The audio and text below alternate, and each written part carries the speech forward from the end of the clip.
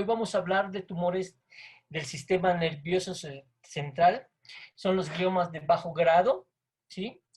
Y acá presentamos una estadística mundial, ¿sí? Que representan el 20 al 25% de los cánceres pediátricos, ¿sí? Y teniendo el astrocitoma en el 11% de todos estos tumores. 2 por 5 son atribuibles a síndromes genéticos, linfomania, Turcot, etc.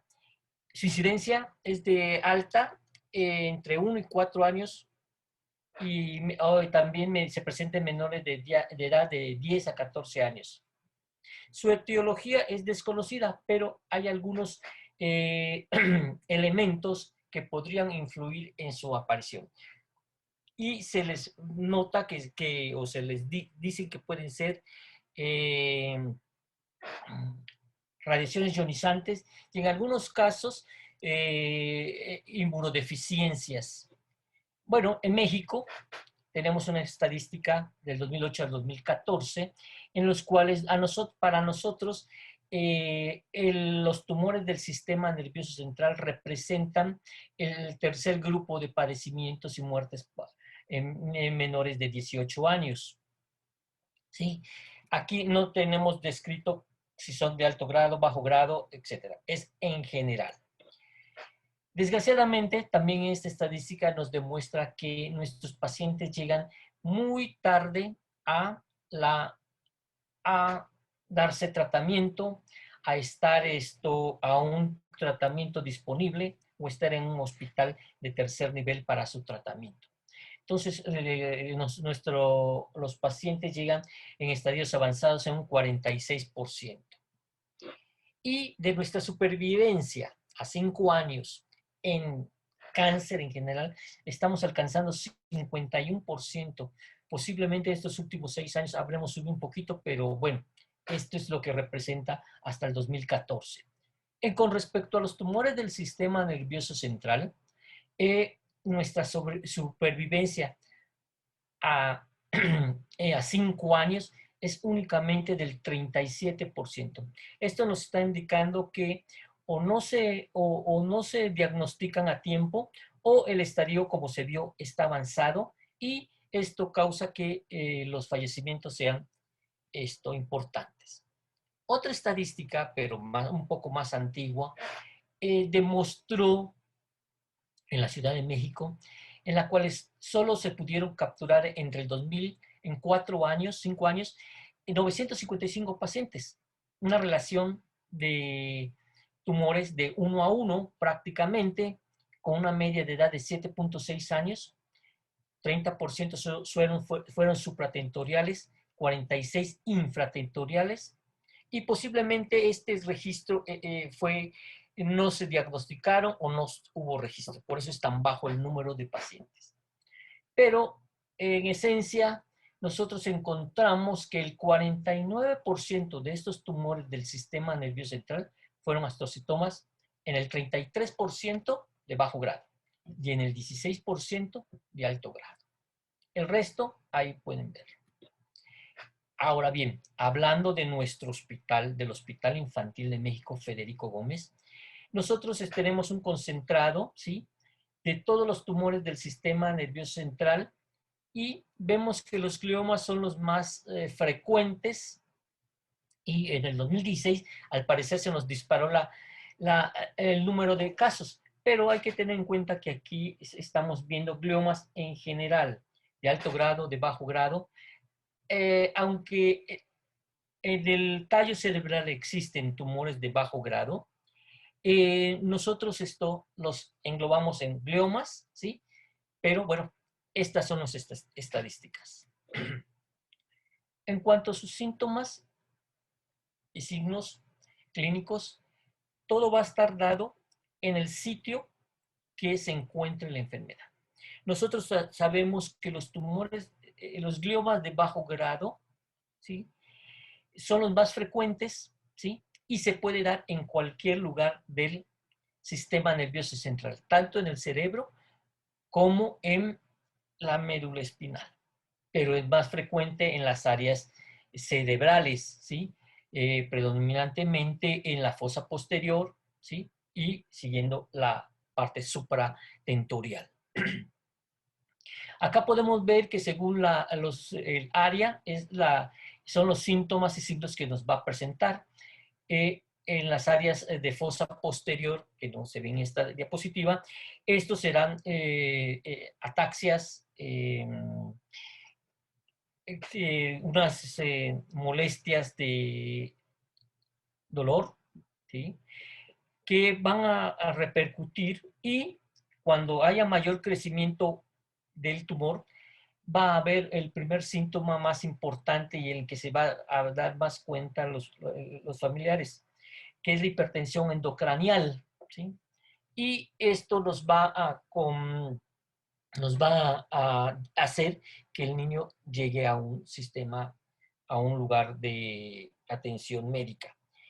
En otras áreas, las frontospalteales, hay pérdidas hemisensitivas, afasias del área dominante, y esto muchas veces pasa desapercibido por los pequeños cambios de personalidad o las pequeñas en un paciente pediátrico, los pequeños cambios que hay en un paciente, y no se da cuenta.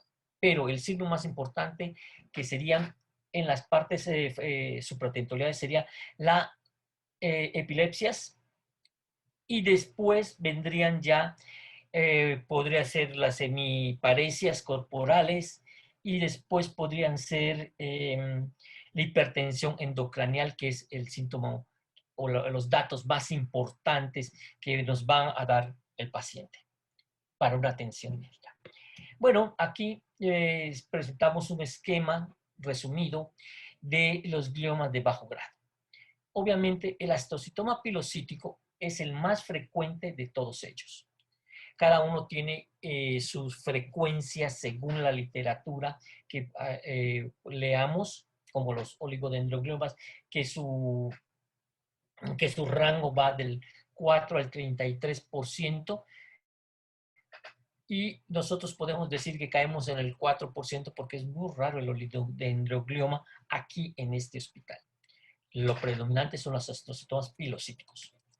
Bueno, esta es una clasificación de grado de bajo grado, 1, 2, que presenta la Organización Mundial de la Salud, y en ellos podemos ver también que ya empezaron a hablar, se empieza a hablar de genes mutantes, ¿sí? De donde podemos ya reclasificar algunos astocitomas de bajo grado, ¿sí? De tal manera que podemos empezar a pensar en una mayor terapia más dirigida y más selectiva. Aquí presentamos este artículo que es muy importante en las alteraciones genéticas de los gliomas de bajo grado. Nosotros podemos decir aquí en este hospital que aún no contamos con estos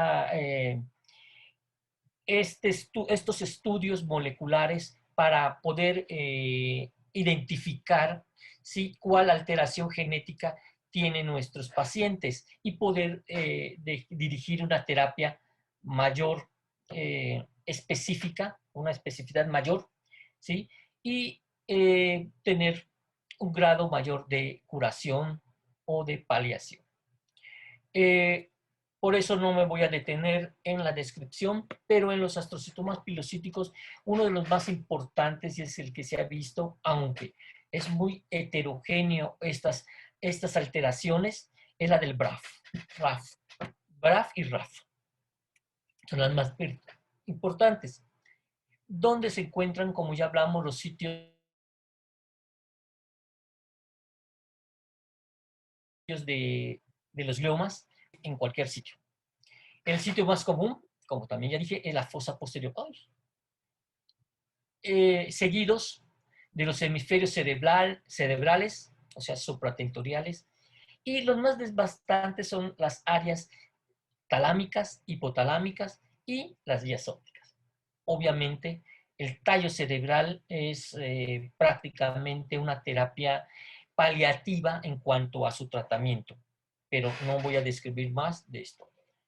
El 3% se halla en la médula espinal, Y los astrocitomas pilocíticos más frecuentes están en el 35% y se encuentran en la fosa posterior, como ya he repetido. La mayoría de los gliomas de bajo grado tienen alteraciones BRAF, ¿sí? Y esto puede darnos una indicación para posibles terapias blanco o quimioterapia en algunos casos. Los astrocitomas pilomixoides son de mayor agresividad en general. Aquí en el hospital, nosotros como recibimos pacientes externos, ¿sí? Tenemos que checar que el diagnóstico histopatológico, ¿sí? Sea el que nos envíe, el de envío. Si dice glioma de bajo grado, nosotros tenemos que revisarlo y que nuestros patólogos nos digan el caso, si es un glioma de bajo grado, y si nos pueden dar mayores especificaciones de él, mejor.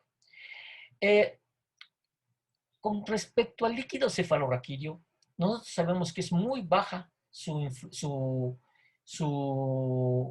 positividad en estos tumores en estos tumores de bajo grado, pero nosotros sí aconsejamos hacerlo y sí lo hacemos.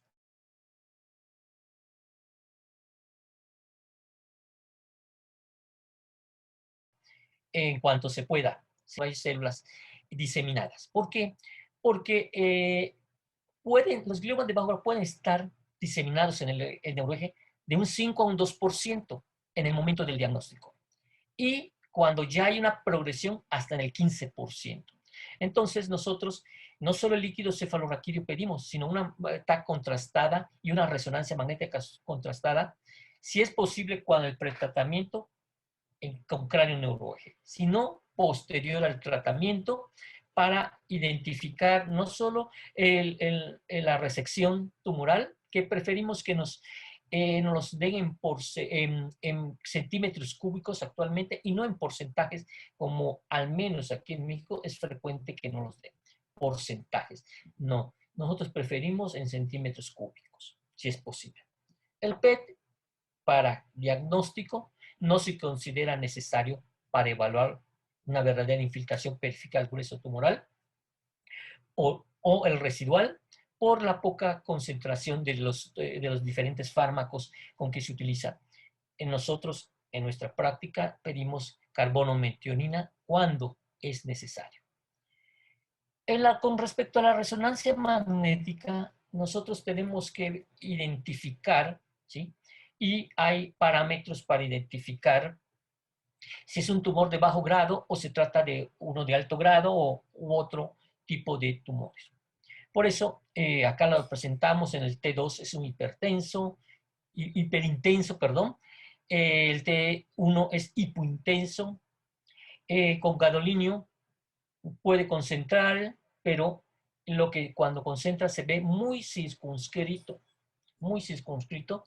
y podemos verlo aquí con esta imagen de ejemplo, ¿sí? Que se ve muy bien definida el área a tratar, ¿sí?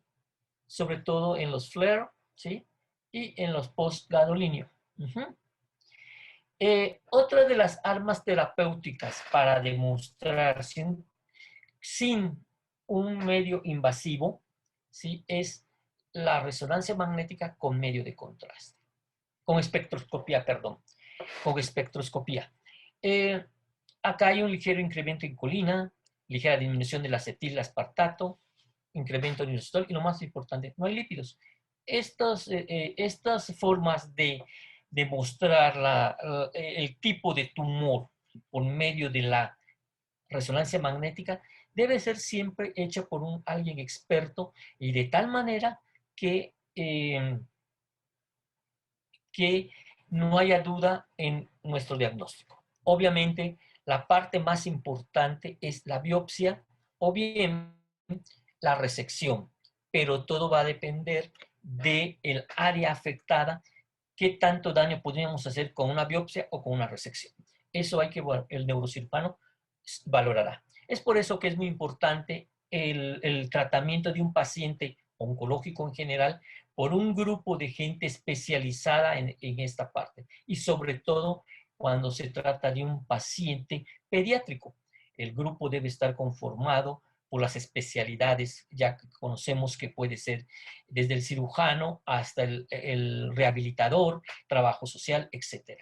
Bueno, en cuanto al tratamiento de los tumores de bajo grado, gliomas de bajo grado, evidentemente en los tumores del sistema nervioso central, su piedra angular es la cirugía.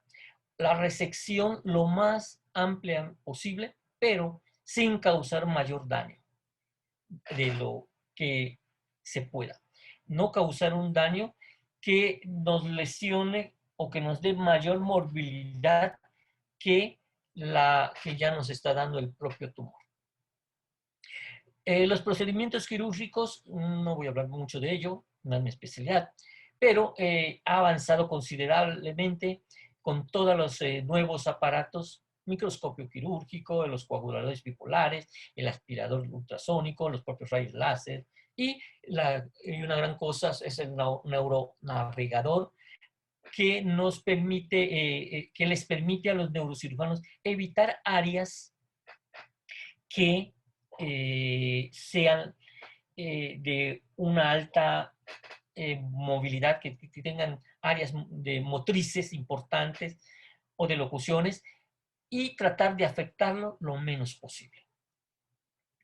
Bueno, nosotros seguimos un flujograma que copiamos del CIOP desde 2004, en el cual clasificamos. Si se dan cuenta, aquí no tenemos ninguna influencia o los factores para las alteraciones genéticas, porque no contamos con ellos aún. ¿Sí? Bueno, brevemente, cuando hay una resección completa, sí, en algunos casos, nosotros mandamos observación.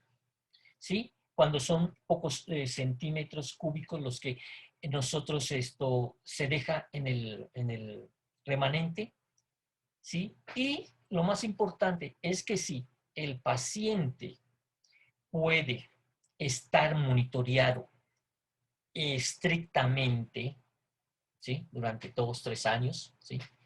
Y no vive en una región muy lejana de nuestra capital, porque muchos vienen a la capital, a la Ciudad de México, a dar tratamiento. Si vive en una provincia muy alejada o bien no tiene un médico que le pueda llevar un seguimiento para poderlo dejar en observación, nosotros preferimos implementar algún tratamiento. Y todo va a depender, ¿sí?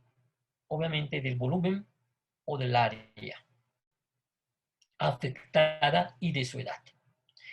Aquí vemos que tenemos 8 años como consideración. Nosotros lo hemos bajado a 5 años para que según pueda recibir ya sea quimioterapia o bien radioterapia. En los aspectos de radioterapia, nosotros podemos ver que podemos tener radioterapia 3D, radioterapia de intensidad modulada y VIMAT. Y la radiocirugía podemos aplicar. Veremos un poco más esto en los siguientes datos. La quimioterapia, en cuanto a la quimioterapia, nosotros sí, cuando un niño está con neurofibromatosis, preferimos iniciar preferimos iniciar con quimioterapia, puesto que se ha demostrado que hay mejores datos de sobrevida en estos pacientes. Hasta en un 98% a 5 años, y la sobrevida libre de enfermedad hasta en un 69%. Normalmente el estándar de inducción es vincristina, carboplatino. En algunos casos se ha puesto etopósido, ¿sí? Y otros fármacos que se han utilizado para iniciar la quimioterapia en estos nichos. Bueno, en base a este estudio que es de adultos, como subrayo, ¿sí? Se ha visto que en qué momento aplicar la radioterapia. Va a ser inmediatamente después de la cirugía o después o esperar hasta que comience a crecer el tumor, un aumento de volumen, sea notable. Bueno, este estudio que fue en adultos inicialmente, dice que demuestra que dar la radioterapia al inicio, inmediatamente después de la cirugía, va a hacer que haya una sobrevida libre de eventos mayor que una que si esperamos a la recurrencia, aunque no hay un aumento en la sobrevida. Este ya es un aplicado a en el 2011 salió, aplicado a los pacientes pediátricos. Aquí se demuestra que en un multivariado modelo, la localización en las vías ópticas e hipotálamo, que eso sí, tiene una pobre sobrevida libre de progresión. Y recibiendo la radioterapia puede mejorar esto. Para aquellos con menos de resección, o sea, los subtotales, la resección subtotal, sí mejora la sobrevida libre de progresión del 89 a 49, pero no la sobrevida total. Aunque la sobrevida total, cuando hay una resección completa o semicompleta, un poco más del 80%, hablo en porcentajes, pero esto tiene que, en volúmenes, pues en menos de 1 centímetro, más de 1 centímetro, según el volumen que haya tenido el paciente. No es del 90-95% aproximadamente de sobrevida libre de enfermedad, ¿sí? Pero nuestra problemática o nuestras dudas comienzan cuando son subtotales, no tienen síntomas, ¿sí? ¿Y qué hacemos en estos pacientes? Nosotros ya dije que, al menos en nuestro hospital, cuando tenemos un paciente con una resección muy cercana o solo queda un centímetro cúbico, 1.5 centímetros cúbicos, 2 centímetros cúbicos, o es muy pequeño, 1 centímetro en su longitud más grande, nosotros posiblemente lo dejemos sin tratamiento. Pero tenemos que saber que ese paciente debe llevar una observación muy lenta, muy estricta, ¿sí? Muy estricta para poder dejar que sin tratamiento. Si nosotros sabemos que no lo vamos a hacer, que este paciente no va a llevar una observación estricta, un seguimiento estricto, es mejor darle algún tratamiento. Y en estos casos nosotros vemos que podemos dar radiocirugía, ¿sí? Con radiocirugía con VIMAT o con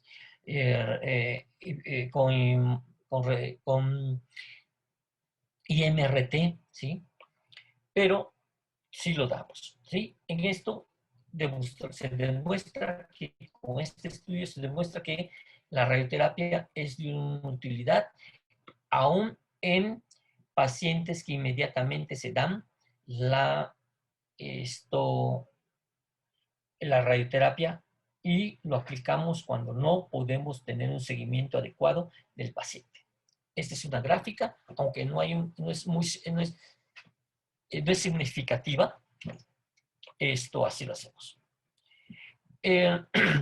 ¿Cuáles serían las indicaciones para radiar un paciente? Bueno, si hay una resección completa de la masa tumoral demostrada por imagen, nosotros podemos dejarlo sin tratamiento y seguirlo, como ya lo he dicho en repetidas ocasiones. Para nosotros, si la resección fue parcial y el paciente puede ser seguido cotidianamente cada 3, cada 6 meses, en forma estricta, con resonancia magnética, nosotros podríamos dejarlo sin tratamiento. Pero si no sabemos que es desgraciadamente nosotros recibimos pacientes en este hospital de la sierra, de lugares muy lejanos, y no tienen esa interacción con nosotros, posiblemente nosotros, aún sin síntomas, podemos aplicar un tratamiento. Muchas veces va a ser quimioterapia y otros puede ser la radioterapia, ¿sí? Y puede ser, como ya indiqué, a base de radiocirugía o terapia 3D, mínimo. Cuando hay síntomas o signos clínicos, obviamente, la progresión o no es posible resecar, como son las regiones hipotalámicas o los del nervio óptico, y desgraciadamente en los casos que en callo cerebral, que por síntomas, por tiempo de sintomatología, nos indica que es un glioma de bajo grado, nosotros damos tratamiento, obviamente. En las progresiones no resecables o no controladas con la quimioterapia. En pacientes menores de 3 años, actualmente ya tenemos de 5, ya vemos los 5 años, como los gliomas de vías ópticas. Ajá. ¿Qué hacemos nosotros para empezar un tratamiento de radioterapia? Obviamente, nosotros hacemos una simulación virtual. Tenemos que hacer un TAC. Nosotros, si queremos radiocirugía, hacemos de 1 milímetro o de 3. La resonancia contrastada, igual, con la misma espesor de cortes, resonancia y tomografía.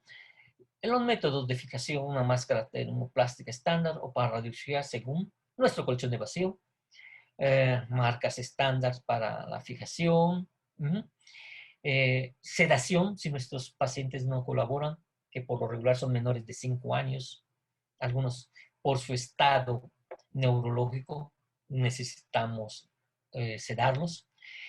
El paciente, fija al paciente en el cubo ventral o dorsal, según nos permite el paciente. Por lo regular, nosotros hacemos una 3D conformación, es lo mínimo que ofrecemos.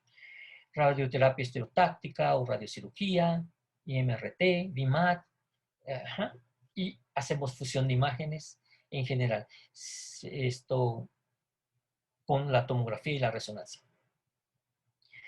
Bueno, obviamente para los astrocitomas pilocíticos o de bajo grado, ¿sí? Utilizamos nuestras señales de T1 con gadolinio y cuando son astrocitomas G2, que también se puede utilizar para los astrocitomas pilocíticos, un T2 o un T2 FLAR. Nosotros verificamos 2 veces a la semana los campos de tratamiento y sobre todo si es una radiocirugía, nosotros tenemos que tener un sistema de verificación. Ejemplo de estos sería el glioma de vías ópticas, que es también uno de los que hemos tenido mayor número de pacientes, ¿sí? Como les dije, mayores de 5 a 7 años de edad o que hay progresión. Los neurofibromatosis es lo que nos pondría una barrera para iniciar con la radioterapia, puesto, como ya dije, es mejor, la quimioterapia tiene una mayor respuesta cuando el paciente tiene síntomas de neurofibromatosis. La radioterapia es indicada cuando hay progresión de un déficit, con un déficit neurológico, y que se documenta por imagen, ¿sí? Y cuando nosotros optamos por irradiar, tenemos que tener imágenes muy buenas, muy específicas para poder evitar, si es posible, estructuras vitales, ¿sí? Y obviamente tendremos que dibujar en nuestra planeación los órganos de riesgo. Márgenes y volúmenes tumorales, bueno, el grueso tumoral, obviamente, si es que existe, siempre va a haber un poco de residual y ese va a ser nuestro grueso tumoral, al que le vamos a aumentar 0.3, 0.5 a 1 centímetro. Nosotros reducimos los márgenes cuando vamos a hacer la radiocirugía. Pero si tenemos un tumor extenso en áreas muy críticas, ¿sí? También ponemos un punto 3, pero hacemos una fijación muy estricta para que esto no implique movimiento. En algunos casos ponemos 1 centímetro dependiendo del tipo histológico. Cuando ponemos para el PTB un punto 3 milímetros, nosotros confiamos en que la máscara esté muy bien fija, no haya ningún movimiento para una mayor exactitud. Y además vamos a nuestro, nuestras verificación cada 2 días nos puede dar mayor precisión en esto. Tenemos una mesa que puede corregir los movimientos de rotación, ¿sí? Y entonces tenemos una mayor exactitud, ¿sí? En nuestra desviación estándar posiblemente llegue a 0.1 o 0.2 aproximadamente. Según los grados de astrocitoma y una buena evaluación, se definen los márgenes anteriores, como dije. Dosis ha variado de 50.4 a 54 grays. ¿Sí? Dosis sesión de 1.5 a 1.8 grays. Hay que evaluar edad, límites, dosis de los órganos de riesgo, y no rebasar las tolerancias, etc. Técnicas, como ya dije, mínima, una 3D, conformal. Si podemos hacer, si pensamos que podemos hacer radioterapia estereotáxica, radiocirugía, IMRT con intensidad modulada, BIMAT, etcétera, lo haremos. Y preferimos la radiocirugía o la radioterapia estereotáxica para tumores menores de 4 centímetros de diámetro mayor. Gliomas, los gliomas de vías ópticas, que es otro de nuestros mayores el número de pacientes. Nosotros utilizamos el grueso tumoral con cierto mínimo margen, 0.2, más bien 0.5 utilizamos, ¿sí? Pero podemos utilizar el 0.3. Igual, mínimas técnicas son de conformacional, ¿sí? Y obviamente en acelerador lineal, ¿sí? Dosis se encuentra Gray, entonces sesiones de 1.8 puede reducirse cuando es el caso que es muy difícil tomar la decisión cuando irradiar a un niño menor de 3 años de edad. Nosotros podemos reducir la dosis a 1.5, ¿sí? Hemos estabilizado al paciente, hemos estabilizado a varios pacientes y esto es como utilizamos nosotros la radioterapia en los tumores, en los gliomas de vías ópticas. Para hablar algo de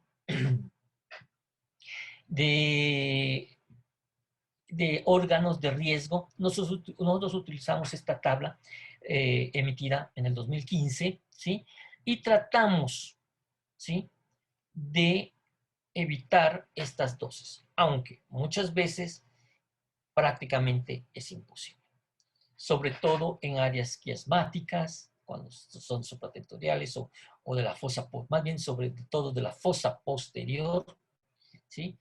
Y cuando son los hipocampos, siempre tratamos de que uno de ellos reciba la menor dosis posible, ¿sí? Si es que están en contigüidad. Muchas veces, sobre todo en las áreas hipotalámicas y talámicas, y de la vía óptica, están prácticamente pegados a ellos. Entonces tratamos de que uno de los hipocampos se libre con la dosis mínima para que podamos evitar este problema de memoria. Y los demás evaluaremos si es posible evitarlos. Uno de nuestros problemas mayores en radioterapia y en oncología de tumores del sistema nervioso central es la pseudoprogresión de los gliomas de bajo grado. Muchas veces en las siguientes imágenes de resonancia magnética que le practicamos al paciente, vemos un aumento de tamaño.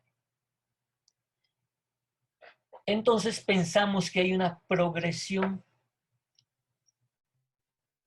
Esto debemos de considerar un buen estudio con una resonancia magnética de espectroscopía, o bien, si nosotros preferimos una resonancia de espectroscopía antes de ver la posibilidad de la de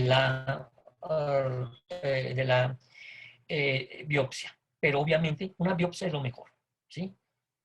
PET-CT, nada más si sospechamos también que es posible un cambio de esta, una degradación hacia un glioma de alto grado.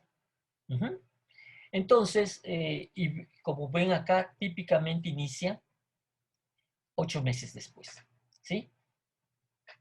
Y por eso tenemos que tener mucho cuidado en dar un nuevo tratamiento o enviarlo a radioterapia para una reinradiación, ¿sí? Si no está descartando una pseudoprogresión. Al parecer, para los países que tienen posibilidad de estudiar genéticamente a los tumores, la presencia de una codelección 1p19q parece conferir una baja probabilidad de pseudoprogresión, ¿sí? No es que lo proteja, pero esto es una fase de estudio, de posibilidad de que sea un factor protector, pero siempre tenemos que pensar en la pseudoprogresión 6 meses después o 3 meses después de haber terminado la radioterapia, y también está descrito con la quimioterapia con temozolomida. O bien, la malignización, que es lo que más cuando radiamos un paciente, lo que más nos confiere o más nos pone de punta los pelos, esto es la malignización de lo que hemos radiado. Hay algunos estudios, ¿sí?, que demuestran que no es tanto la dosis de radiación la que maligniza el tumor, sino es las propias características del tumor, ¿sí? Entonces, sí es un problema cuando tenemos que decidir si vamos a radiar a un paciente pediátrico o no, cuando es un glioma de bajo grado. Por lo tanto, nosotros tenemos que evaluar muy bien nuestras posibilidades para poder irradiar. Nosotros siempre, acá está mal, ¿sí? Acá se borró lo que había puesto. Tenemos que hacer cada 6 meses, nosotros hacemos, entre 3 y 6 meses, nosotros hacemos una resonancia magnética contrastada. Y esto es esta, perdón, es esta.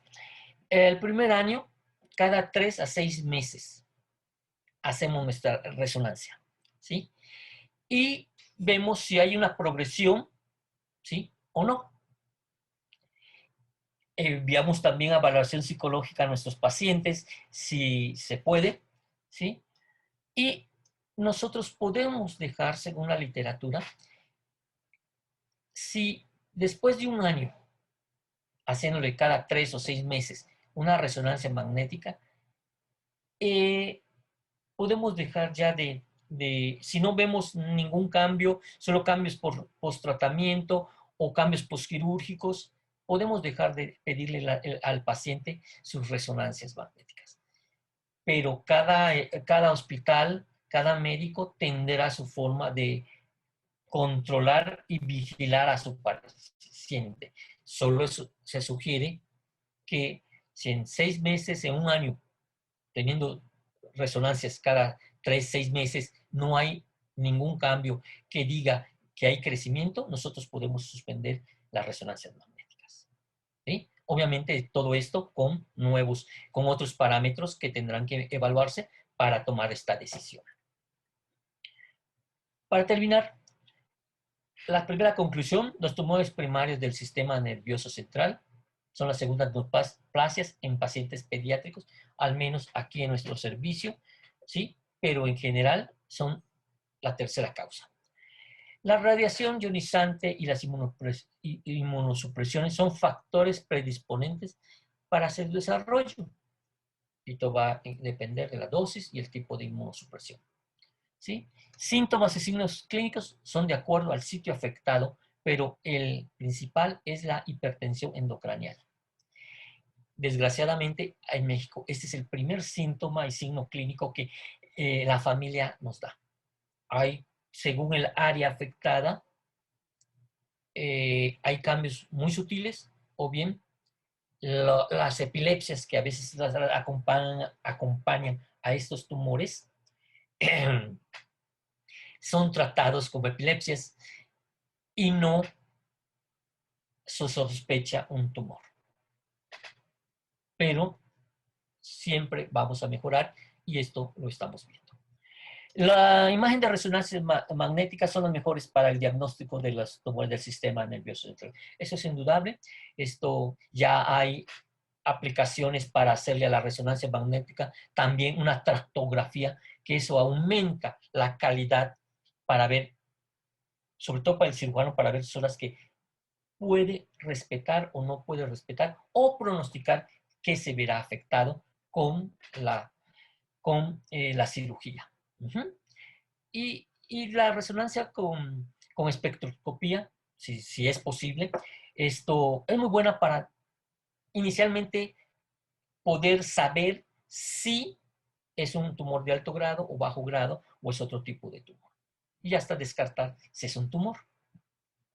Las secuelas neurológicas, tanto por el tumor como el mismo tratamiento, son severas dependiendo de volumen a radiar, dosis y extensión de la cirugía. ¿Sí? Pero siempre trataremos de que sea lo menos posible toxicidades, tanto por radioterapia como la quirúrgica, haciendo cirugías más guiadas por los instrumentos. La segunda conclusión que podemos, la segunda reflexión que podemos hacer, la resección quirúrgica total es preferible, puesto que mejora la sobrevida. Y tenemos más del 90% a 10 años de sobrevida y libre de enfermedad. Eso es muy importante. Nosotros quisiéramos que todos los pacientes tuvieran una resección completa, sin secuelas, pero esto no es posible. Hay recaídas, hay áreas del cerebro que son imposibles de respetar porque están infiltradas por el tumor o definitivamente es el área donde nació el tumor y va a tener unas secuelas. Y esto nos va a disminuir la calidad de vida y muchas veces hasta la sobrevida total. La quimioterapia ya demostró su eficacia en algunos tumores, prolongándose la sobrevida libre de recurrencias o retraso en la aplicación de la radioterapia de sus pacientes. Como ya hemos visto, ahí está la vincristina, carboplatina, la viniblastina y otros fármacos que conocen más los oncólogos médicos que podrían aplicarse. ¿Sí? Hay estudios en que básicamente solo son 3 medicamentos utilizados actualmente para los tumores, para los gliomas de bajo grado. La vincristina, el carboplatina y la viniblastina. ¿Sí? Espero haberlo dicho bien. Esto, porque el etoposito tal parece que no aumenta mayor tasa de control tumoral. La radioterapia continúa siendo una opción para el tratamiento de las neoplasias del sistema nervioso central, tanto de bajo grado como de alto grado. ¿Sí? Tenemos técnicas nuevas que posiblemente disminuyan la toxicidad, ¿sí?, de las áreas sanas del cerebro y entonces podemos resolver esta toxicidad. ¿Sí? Y bueno, hay regiones que la quimioterapia tal parece que no está siendo efectiva, sobre todo en las regiones talámicas. Y desgraciadamente esta región no se puede hacer una resección amplia, sino que muchas veces solo es una biopsia. A pesar de estos avances, la sobrevida global de los pacientes y dependiendo de historia, esto no ha cambiado mucho en los últimos años. Esto permanecemos casi, hablando de gliomas de bajo grado, permanecemos en el 90-95%. Y muchas gracias por su atención. Muy buena suerte. Este es mi grupo de trabajo. Bueno, acá están algunos residentes de años pasados, pero este es mi médico adjuntas. Este soy yo. Y todos mis demás son técnicos y médicos. Muchísimas gracias por su atención.